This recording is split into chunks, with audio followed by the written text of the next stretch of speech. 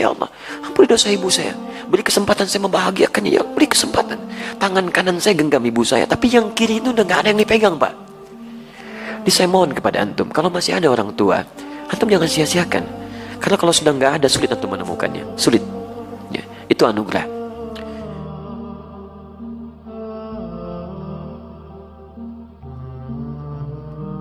Qultu thumma ayyun. Aku bertanya lagi, setelah itu apa? Qala, Masya Allah, thumma birrul walidain. Setelah itu, berbaktilah kepada kedua orang tua. Letaknya langsung setelah ibadah kepada Allah Subhanahu wa ta'ala. Jadi Nabi langsung menjelaskan kandungan ayat tadi. Saking pentingnya bakti kepada kedua orang tua, itu diletakkan urutannya setelah sholat 5 waktu, disejajarkan dengan amalan yang dicintai oleh Allah Subhanahu wa ta'ala. Jadi kalau antum, maaf, ingin mencari amalan setelah sholatnya maksimal, yang dengan amal itu dosa bisa digugurkan, kedekatan bisa dibangun, cinta bisa diraih, ada orang tua. Makanya mumpung masih ada, ayo manfaatkan. Barangkali Allah titipkan kepada antum bukan ingin membuat antum lelah, barangkali ingin mengurangi, bahkan menghilangkan dosa-dosa yang melekat dalam diri antum, ingin menghadirkan cinta Allah kepada antum, ingin memudahkan aktivitas yang antum sedang jalani. Saya sering katakan begini ya, maaf ya, hasil kerja keras antum itu, kalau antum sukses, boleh jadi kerja keras antum cuma 30%-nya, 70%-nya, disitulah tangisan ibunda anda yang menangis di pertengahan malam, peluh keringat ayah anda yang dalam mencangkul itu berkata kepada Allah, ya Allah mohon, jangan sampai anak saya seperti ini keadaannya, ya Allah jadikan dia lebih bahagia. Pernahkah antum dengar kisah ketika Sayyidah Hajar alaihissalam mencari air untuk Ismail alaihissalam? Silahkan cek. Yang bolak-balik siapa? Hajar. Naik ke sofa, turun ke Marwah, balik lagi. Berapa balikan? 7 kali bolak-balik. Teman-teman sekalian, yang dapat airnya siapa? Ismail alaihissalam. Sekarang lihat baik-baik. Saat Ismail alaihissalam ingin air, itu kan bayi bergerak-gerak nangis. Jarang, hampir saya nggak pernah lihat ada bayi nangis kaki tangannya nggak gerak. Diam aja begitu kan, pasti punya masalah itu. Kalau dia menangis pasti bergerak tuh kanan kirinya. Makanya dia menangis minta air, ASI tidak keluar, disimpan di bawah, ibunya bolak-balik. Jadi saat ibunya naik ke sofa, kaki masih bergerak, hantam tanah ini, tangan begini-begini, tapi nggak ada yang keluar. Kapan air itu keluar? Ketika ibunya bertawakal kepada Allah, lihat lagi bermohon kepada Allah, Rabbighfir warham wa'fu wa takarram innaka antal azizul akram. Ya Allah, enggak mungkin kau titipkan ya Allah ujian ini kecuali engkau berikan jalan keluarnya. Ya Allah, hamba sangat yakin dengan karuniamu. Ya Allah, hamba mohon, ya Allah, hamba mohon. Sofa berpikir dengan cara yang bening, Marwah mengharapkan hasil terindah, harapan besar yang ingin diraih. Bolak-balik 7 kali. Begitu sampai 7 balikan, turunlah kemudian anugerah Allah di situ. Ikhtiar dibangun, kemudian hasil didapatkan. Kadang-kadang yang ikhtiar orang tua, yang dapat hasil anak. Makanya ibadahnya disebut dengan sa'i. Apa itu sa'i? Sa'i itu asalnya bukan lari-lari kecil. Bukan. Sa'i itu dari kata sa'a yas'a, kesungguhan dalam berusaha. Asalnya itu. Ya, asalnya kesungguhan dalam berusaha. Jadi kalau antum serius, dapat yang diraih. Quran surah ke-17 ayat 16-17, paling kiri sebelah atas. Allah menyebutkan orang yang berusaha serius, sa'a, disebutkan sa'a. Untuk urusan akhiratnya diberikan sepanjang dia serius dengan baik. Sa'a, yas'a, sa'yan, usaha yang sungguh-sungguh. Kenapa ibadahnya disebut dengan sa'i? Karena pada saat itu ada orang yang sangat berusaha dengan serius, ingin mencari air untuk anaknya. Ibu yang bolak-balik, anak yang dapat air. Begitu sampai pada yang ke-7, hamparan tangisan dan permohonannya menyentuh arsy, seketika turun malaikat, menggerakkan sayapnya, menyertai telapak kaki Ismail ketika menghentak ke air, ke tanah, malaikat menghentakkan sayapnya, keluar air. Ibunya melihat, kata ibunya, zam. Apa itu zam? Zam artinya kumpul, jangan berhenti. Kumpul, jangan berhenti. Karena itu disebut dengan zam-zam. Sampai hari ini tidak berhenti.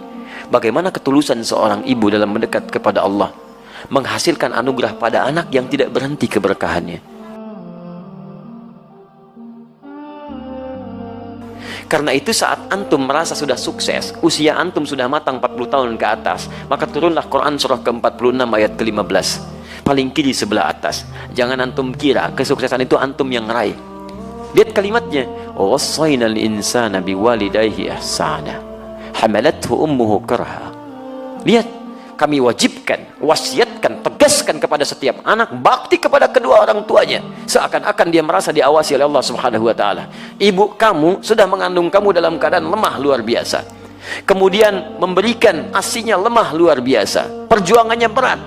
Nah, ketika engkau sampai pada usia 40 tahun minimal, banyaklah berdoa kepada Allah. Lihat, antum usia 40 tahun, perhatikan bimbingan doanya dari Allah. Ya, perhatikan doanya. Rabbi auzi'ni an ashkura ni'mataka allati an'amta alayya wa ala walidayya. Alayya, lihat, wa ala walidayya. Ya Allah, mohon bimbing hamba untuk bisa mensyukuri segala nikmat yang telah engkau titipkan kepada hamba. Lihat-lihat, dan bukan hanya kalimat hamba, tapi disebutkan walidayya, orang tuanya disertakan. Ya, kata sebagian ulama tafsir, kenapa orang tua disertakan pada pengakuan nikmat? Karena orang itu mesti sadar, anak mesti tahu, boleh jadi usia dia atau usaha dia untuk mendapatkan hasil itu bukan karena kerja kerasnya, lebih banyak karena orang tuanya. Mustahil teman-teman sekalian antum ujuk-ujuk mendapatkan sesuatu. Pasti ada kaitan dengan orang tua antum yang berdoa kepada antum, yang bermohon kepada Allah. Antum disekolahkan investasi orang tuanya, dicarikan guru yang spesial untuk mengajarkan antum, diberikan kasih sayang, makanan terbaik. Tiba-tiba antum katakan, ini semua karena saya, tidak ada peran orang tua. Siapa antum?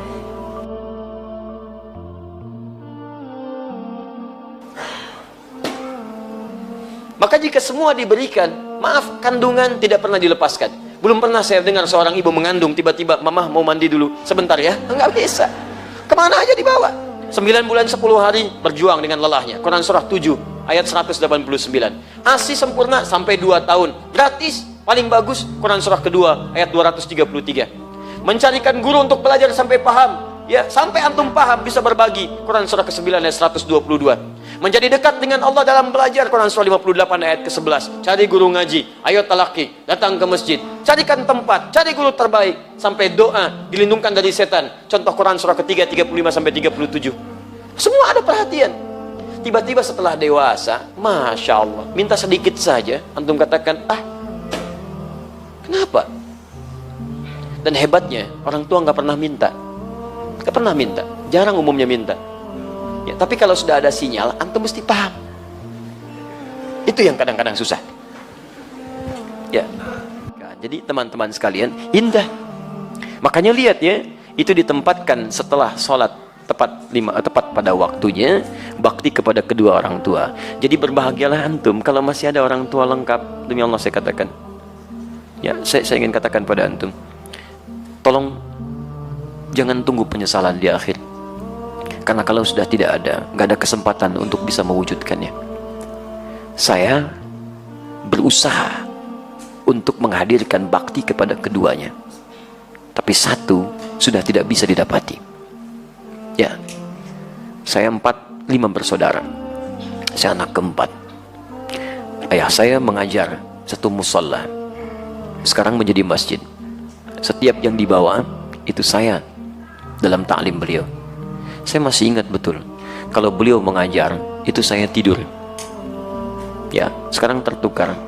Saya mengajar, beliau tertidur.